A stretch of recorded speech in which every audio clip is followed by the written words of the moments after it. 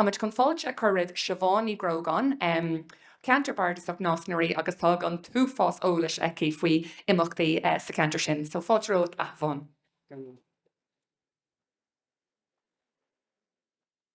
Caiimiisiú bheith go má mar tá an ceol ciúm, so be gach duine an éisteach lomsa tá mí faoi bhrú an seo.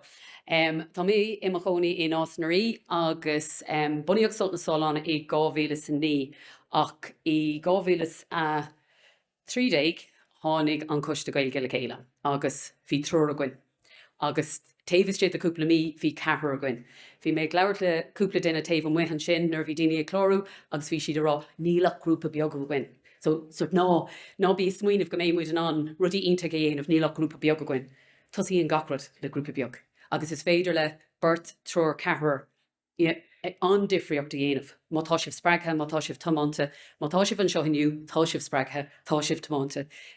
So is féidir le aon duine, aon rud a chur le chéile, so ná bí í smuoineh, go gaiith se fanna gotí go fithe sa grúpa, ní caiith se bhar chorbe. So demlín ó hen cuamar ar céad turs mar agriacht. Agus amachchad sin cuamar ar thoras, hí rangan na Gaeilge gcuin, hí gach sort imacht gur a bheith ag na grúpaí eile ann. Agus bricfásta as Gaeilge gach maidin saharn.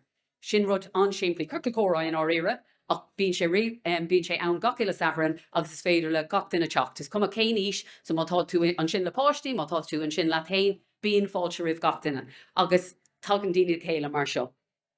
Níl mé chun mór an rá faoine gná imachtaí mar ceapan go mé siad mar an ggéine le an duine grúpaí eile ach tháinig Kildare le Gaeilge ón Coiste Gaeilge son na Sáláin. Bhí ar fís ag leathnú amach is tócha agus bhí mar a géirí bheith in an freastal ar an gundé i slí amháin ó slí eile. Agus a caiim mé rá ag éisteach le Sarah agus ag éisteach le Cuid, tá mé thara bheith brotal. Tá mé thara bheith brotal go bhfuil muid an seo go bhfuil grúpa ag gach ile Ceantar Bardasach agus tháinamar ar ór nar a tháinamar ar an bhirt sin. Ní léon doubt faoi sin, ag tháinamar ar ór. Tá siad cótamáinte. Tá si sás na búla bus a thuirtaí féin gach ile deis. Ní mé chun flaca rá faoi Sarah as teach tá bud thar bheith sás na gúil Cuid a gcuin.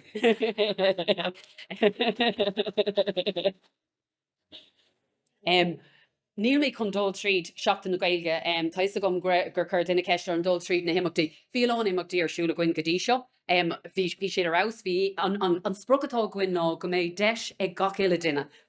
Páirrta ghlacha i rud éigean. Is cum céin is cum céin le bhéil Gaeilge ach go mé rud éigean fiúntaach agus spríú le siúla ditsa. So mar hampla, rud atá ar siúla mórach, siúla dúlra. So tá fáilte rih tailigh an sin agus bé sé an spríúil. So sin an chlár don méid seo níl mé chun dul tríd. Ach rud amháin atá mé géirí leabhart faoi, ach amháin taobh with an siúla dúlra de heilig agus tá fáilte rih gach duine an sin. No, bé féile sráide gcuin ar láil le porric.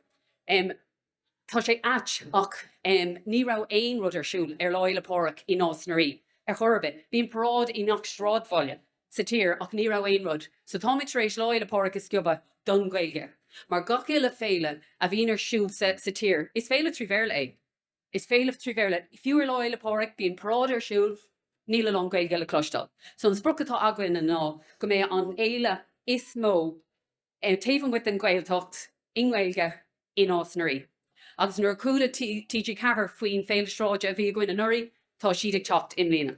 So ní amháin den Osnaí agus na Sáláin an éile sin, ba tá fáilte rih gach duine a bhfuil simachos sa Gaeilge nó atá fistrach faoin Gaeilge teacht chuig an imacht sin. So láil le porric 2 o'clock in Osnaí i lár an bhaile.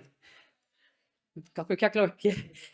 So tá bé ceir a híomh a gcuin agus bé ceol, bé áraníocht, bé scillan na seircas.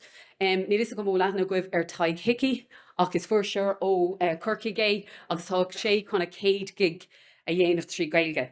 Tá sé Harbhain ar bhíseach faoi ach tá sé rinne sé an cinenne go raibh sé chun an Gaeilge elam agus go méid sé an gig a dhéanamh as Gaeilge agus tá sé chun a dhéanamh ar láil le porric in Osnaí. Ceapan gur sin na príomhscéalte ó Ceantar ach gur míle má goibh as teachtain seo inniu. Tá sé ionach an uair dhearnach a rinne mar ag gur aig, bhí mar CLG Osnaí agus ní rah ceol. Anachilin. Ach, an sin Harlan Pandem. So bhí sé, like, tá sé iontoch bheith arás le chéile. Míle buchas.